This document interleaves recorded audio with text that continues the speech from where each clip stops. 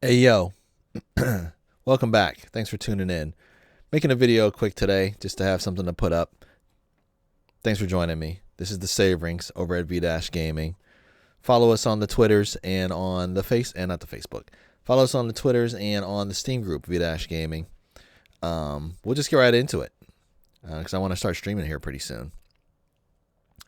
As you can plainly see here, we're kind of starting off with this. But this is kind of where I wanted to go today, starting off, and this is kind of the message, or not the message, but kind of what I want to kind of go by here. We're going to go by full game. So as you can see here, we're on Store, PlayStation Store. These are the pre-orders, just the full game. And as you can see here, we got 1, 2, 3, 4. Let's take the top 10 down to here. This would be your top 10. In your top 10, you got Indiana Jones, Xbox game. You got Forza 5, Xbox game. You got Days Gone, the remaster no one asked for. Not the sequel, the remaster. If you want the sequel, you better buy this remaster, punks. You got Atom Fall. You got Death Stranding 2. You got Doom the Dark Ages. Night Rain. Expedition 33. So this is the top 8 we're going to look at, right? Here's Lost Soul aside as well. You notice anything in this top 8? 1, 2, 3, 4, 5. 5 of the top 8 most pre-ordered games on PlayStation are Microsoft-owned games or Microsoft-published games, at the very least. Hold on, Adam's Fall. Does it have like the information? Yeah, Rebellion. That's an Xbox owned developer. So yeah, 1, 2, 3, 4, 5. 5 of the top 8. Okay. I only pointed this game out because this is also coming out on PC, but it's not a Microsoft thing. And I've been seeing a lot lately in the news after that Sean Layden interview the other day. People are saying Xbox is cooked again, Xbox is done again. That's like what is this? End of March. Xbox has been dead like 4 or 5 times this year, you guys. It's just dying all over the place. How many times can something die? I don't even know. Like Patrick Stewart's Professor X has died like 6 times. And I heard they're going to bring him back for the new Avengers game, the new Avengers movie nobody cares about. He's probably going to die on that again. Actually, they're all going to die. They must die so the universe can live. So the multiverse can live. But basically, I just wanted to point that out because I thought that was very interesting. I didn't realize Indiana Jones was already in pre-order on PlayStation, and it's number 1. The game that they all said looked like trash because it wasn't third person like Uncharted and stuff. It's number 1. Funny how that goes. But Xbox ain't got no games. But hearing about how PlayStation is going to die, and my whole thing was there's 30 million, 34 million Game Pass subs, and only about 15% of that are on PC. So why would they ever get rid of their hardware? Where are they going to make up that money from, as VG Fight School likes to say? It's true, though. And I just think it's all pretty cool. Like, we're living in very interesting times. I have some other stuff here. This is from January of this year. Game Pass sets new quarterly revenue record. I had it set here because as I was scrolling through the results, I thought this was funny. Forbes from May 2024. Xbox Game Pass is running out of wells to dig up new subscribers. By Paul Tassi. Should have known. And then down here, right here. This was from May 2024. January 29. Game Pass sets new quarterly records. Grows PC subs by over 30%. But they're running out of wells to dig up new subscribers, though. Microsoft's not ready to deprioritize Xbox consoles. No, why would they? This is the only console you can get Game Pass on. Why would you get rid of that? It's not on the Switch. It's not on Xbox. It's not on PlayStation. And yeah. So why would you get rid of the only console that features the thing that you want to push the most? Doesn't make any sense. Why are the ponies and the mainstream so eager for Xbox to go away? It's baffling.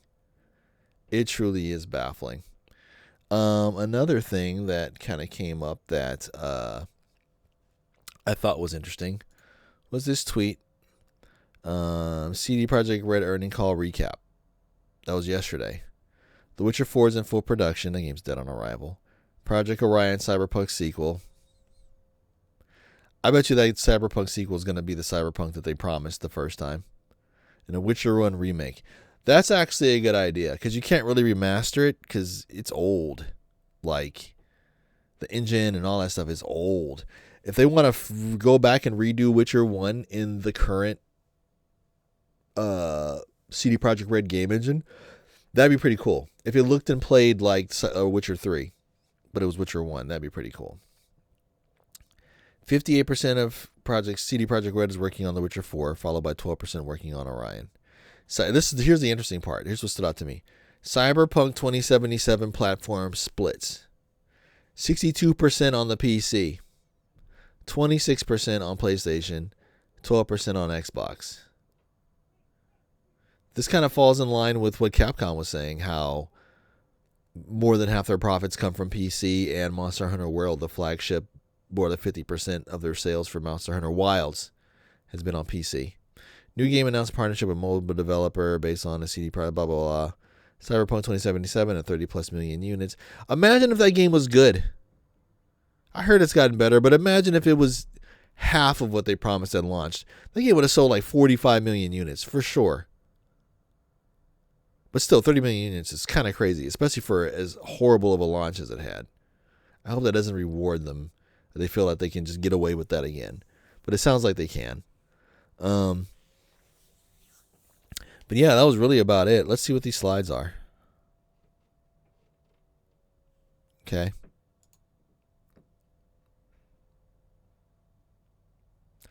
$8 million copies of the DLC. It's kind of crazy. Developmental team engagement and ongoing projects. The Witcher 4. This is from October last year. So they added 11 people. They added 20 people to Orion. They added 7 people to Sirius, whatever that is. And one person left the Hadar project. The shared services. So what was that, Good Old Games? And other projects. And they brought on 57 new devs. Damn, they got 707 people over at CD Projekt Red.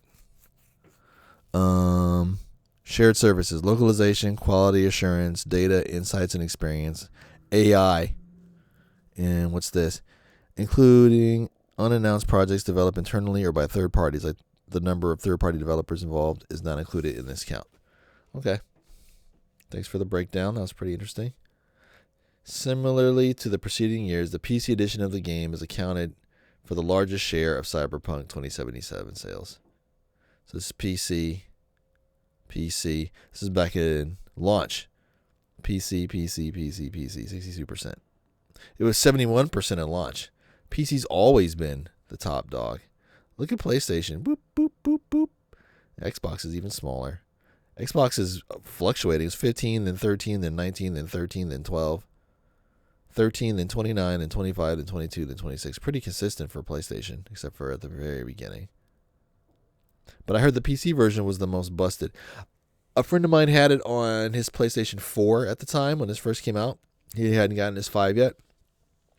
And the way the graphics were rendered and stuff on that game and the way that it played a little bit smoother and a little less buggy than the PC version, which I had. I still have yet to go back and play this game because every time I do, I load into my old save game, and it always starts me off 50 feet in the air on a motorcycle.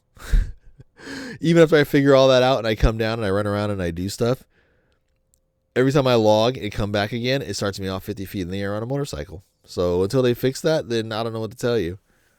That's my canary in the coal mine for Cyberpunk. Are they ever gonna fix my busted up save? If they ever do, then I'll look into it. But what do you guys think about all this information? This is all pretty cool stuff, right? 5 of the top 8 most requested games.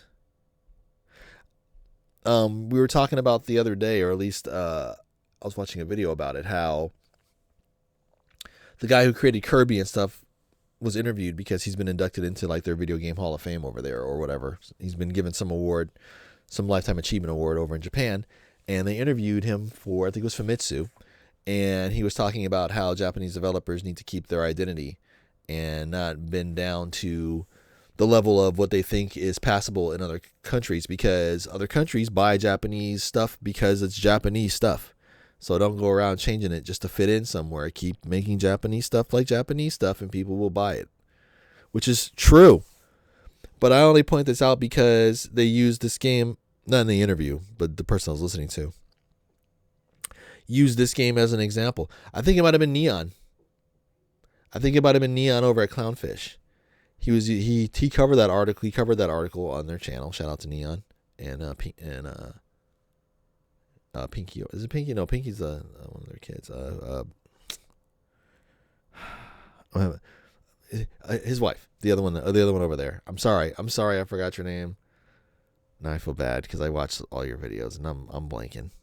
But yeah, I believe Neon was calling this out on a video game podcast that he was doing over there, and he was saying how it's true, how they changed Final Fantasy 15 and 16 to be more action RPG, to be more third person over the shoulder, The Last of Us, cinematic type games. And even Yoshi P had mentioned that, how they had changed it up, to make it more real time and stuff like that. And a lot of fans didn't like that. And he mentioned how Final Fantasy should be looking like Expedition 33 looks, like turn-based with really cool graphics. So hopefully, Square Enix, if you're listening, who knows, make Final Fantasy turn-based again. You have plenty of other IPs, and there's plenty of other third-person action-adventure games out there, including Zelda, that you don't have to compete with. Your Final Fantasy, you should make your games Final Fantasy-like. I do like the options in the remasters for 7 and in 15. You basically could play it turn-based if you wanted to, depending on the options and stuff that you had turned on for your combat. So I do like how you did have that, more or less. And you could pause it and issue commands and stuff like that. Or you could just do it straight up action, button mashing, or you could do it more turn-based.